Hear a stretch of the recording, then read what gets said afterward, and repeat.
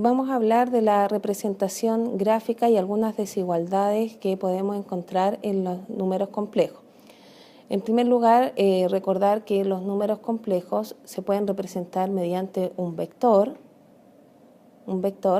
que se ubica en un plano diferente al que hemos usado en otros ámbitos, que es el plano de Argand.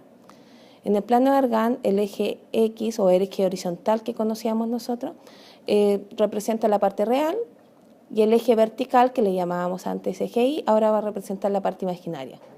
Por lo tanto, un número complejo de la forma 3 más 2i tiene parte real 3, parte imaginaria 2, y representa entonces este vector que va desde el origen hasta el par 3,2. Esto es similar entonces a lo que ocurría en el plano cartesiano. Tenemos el plano dividido en 4 cuadrantes en sentido contrario al reloj. Primer cuadrante van a ubicarse acá todos los números complejos que tienen parte real y parte imaginaria positiva, como por ejemplo en este caso el número complejo 3 más 2i. En el segundo cuadrante se van a ubicar los números complejos que tienen parte real negativa y parte imaginaria positiva, como por ejemplo el complejo menos 3 más i. En el tercer cuadrante tenemos los números complejos con parte real negativa y parte imaginaria negativa, por ejemplo el complejo menos 1 menos 2i. En el cuarto cuadrante tendremos los números complejos con parte real positiva y parte imaginaria negativa, como por ejemplo el complejo 3 menos 3i.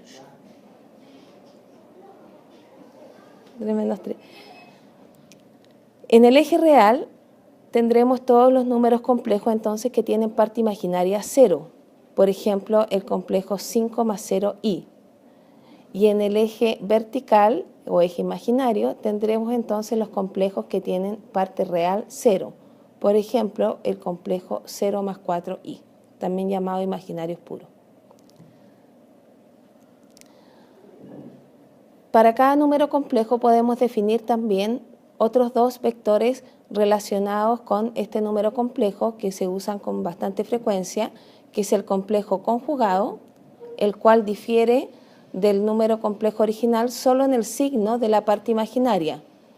Por lo tanto, si este complejo era a más bi, su conjugado es a menos bi y se simboliza con esta barrita sobre el símbolo del número complejo. Gráficamente representan una reflexión en el eje X, ¿ya? Tienen el mismo módulo y son la imagen simétricos con respecto al eje. El opuesto, que lo simbolizamos como menos z, tiene los dos signos cambiados, el signo de la parte real, el signo de la parte imaginaria, y representa entonces acá una simetría central del complejo original. Tiene el mismo módulo, pero su sentido es diferente, es contrario.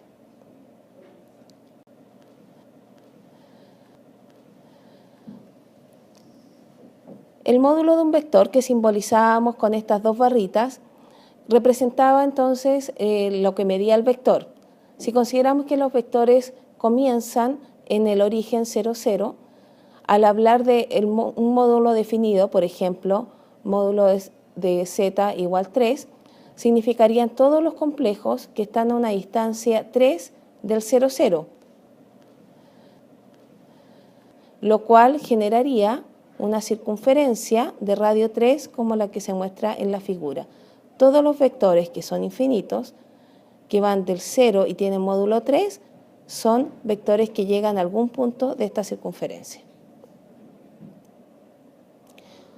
Podemos representar entonces algunas desigualdades dentro del plano Argand, como es por ejemplo aquellos vectores cuyo módulo sea mayor que 3, o sea, están a una distancia mayor que 3 del 0.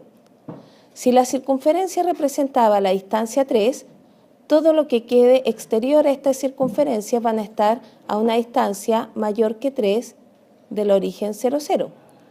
Además, como la desigualdad no incluye acá al signo igual, para representar que la circunferencia no está incluida, se hace la circunferencia con líneas segmentadas.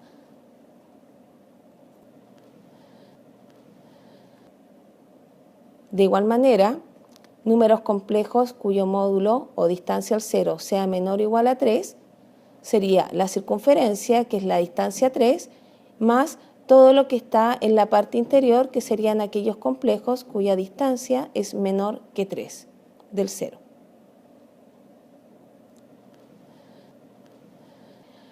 Así también podemos definir algunas desigualdades respecto a la parte real o de la parte imaginaria. Si decimos, por ejemplo, cuya parte real sea mayor o igual a 2, la parte real corresponde al eje vertical. Por lo tanto, significaría en el eje vertical desde el 2 a la derecha, incluido el 2 porque es mayor o igual. Por lo tanto, esta línea en el 2 sería una línea continua.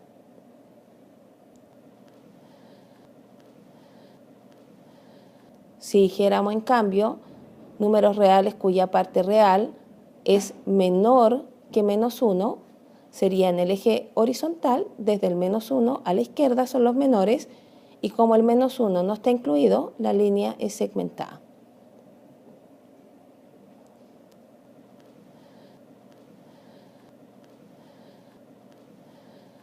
Lo mismo es cuando hablamos de parte imaginaria. Complejos cuya parte imaginaria sea menor o igual a 2, sería en el eje ahora vertical, desde el menos 2 hacia abajo. Incluye al menos 2, línea continua.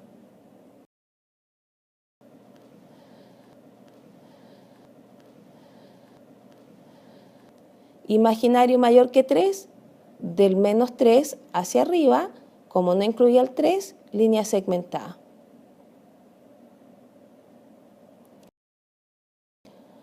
Si vamos combinando estas desigualdades, por ejemplo, acá tenemos representado en la parte roja reales cuya parte real sea mayor o igual a 2.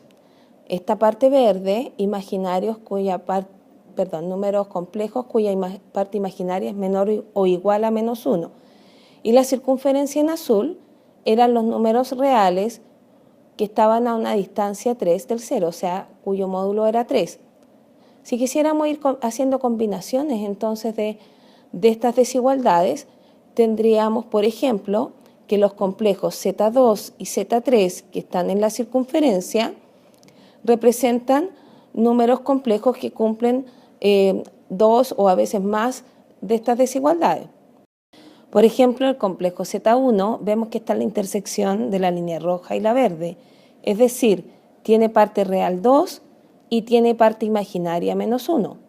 Por lo tanto, podríamos decir que el complejo Z1 es el complejo C2 menos I, real 2, imaginario menos 1. El complejo Z2 está en la línea verde, es decir, tiene parte imaginaria menos 1. Además, también está en la región roja, es decir, su parte real es mayor o igual a 2, pero además está en la circunferencia azul, es decir, tiene parte, el módulo es 3.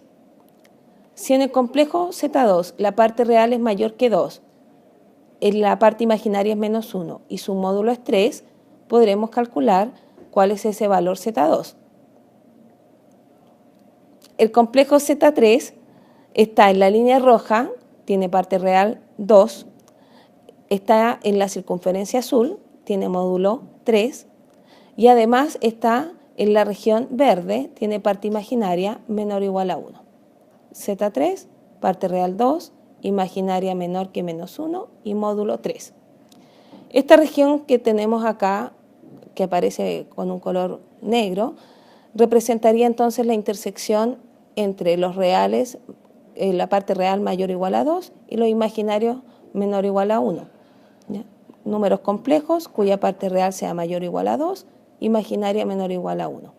Son infinitos complejos que caen en este sector.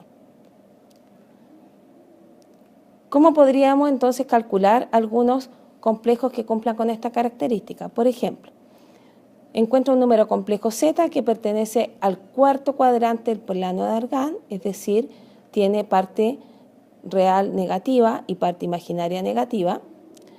Si sabemos además que la parte real es 4 y su módulo es 12. Si su módulo es 12, tenemos entonces una circunferencia de centro 0, 0 y radio 12. Y si la parte real es 4, tenemos acá representado esta línea roja, números complejos con parte real 4. Estamos entonces buscando cuáles serán estos complejos que cumplen con ambas características, o sea, cuáles serán estos dos complejos que están representados en estos vectores. Si nos fijamos, podemos definir acá un triángulo rectángulo que es congruente al que está en el cuarto cuadrante, donde un cateto mide 2, el otro cateto mide lo que tenemos que calcular, y la hipotenusa ya sabemos que mide 12, es decir, un triángulo de esta manera.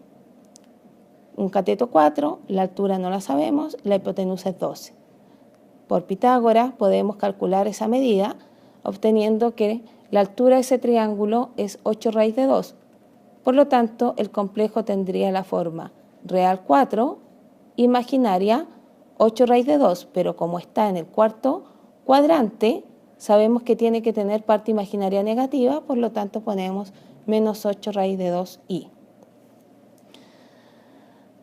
El primer matemático que comenzó a hablar de los números complejos fue Gauss, considerado el príncipe de las matemáticas por su gran cantidad de aportes que hizo no solo en el ámbito de los complejos, sino también en todo lo que es probabilidad y también álgebra.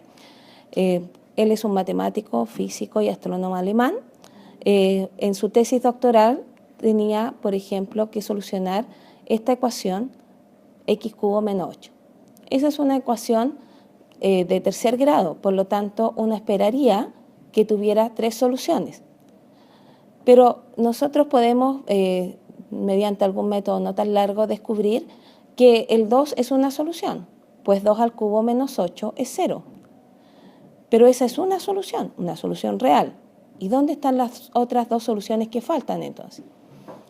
Si recordamos los primeros cursos de álgebra, vemos de que esta expresión algebraica corresponde a una diferencia de cubo. X cubo y 8 son los 2 cubos. Por lo tanto, podemos factorizarlo de esta manera. X cubo es el cubo de X, 8 es el cubo de 2. Y acá aparecía un factor que hasta el momento nosotros decíamos que no se podía factorizar más, porque no conocíamos los números complejos. Pero si analizamos ahora este segundo factor podríamos interpretarlo como una ecuación de segundo grado si nosotros igualamos a 0. Recordemos que para encontrar las raíces de un polinomio vamos igualando a 0 los factores. Al igualar a 0 y resolver esta ecuación de segundo grado, aparece como soluciones el menos 1 más menos 3i. Es decir, las otras 2 soluciones que hasta el momento no conocíamos eran soluciones complejas conjugadas.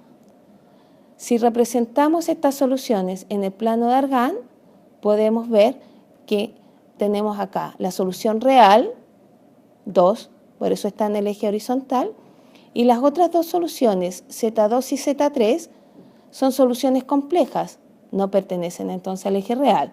Además, son simétricas respecto del eje horizontal, es decir, son complejas conjugadas. Y si unimos estas 3 soluciones, obtenemos un triángulo equilátero.